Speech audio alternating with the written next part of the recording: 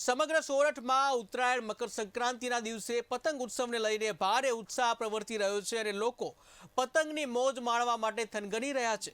આ વર્ષે પતંગ રસિયાઓને પવન સાથે આપે તેવા સંજોગો હોવાનું જાણકાર લોકો કહી રહ્યા છે।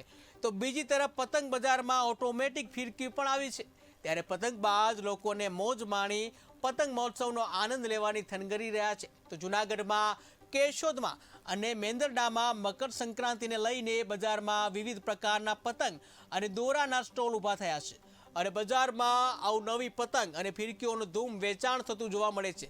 ત્યારે લોકોને રિપોર્ટર પ્રકાશ દવેની અપીલ છે કે તમે પતંગ મોજ સાથે તહેવારનો આનંદ માણો, પરંતુ આપની કિંમતી જિંદગીનો પણ જરા વિચાર કરી અને ખ્યાલ રાખજો અને પતંગ ઉત્સવ દરમિયાન કોઈ માનવ જિંદગીનો ભોગ ન લેવાય તેવા દોરાનો આપ વપરાશ ના કરતા અને માનવ અને પશુને હાનિ ન પહોંચે તેની ખાસ તકેદારી રાખવા માટે પણ અમે અપીલ કરી રહ્યા છીએ।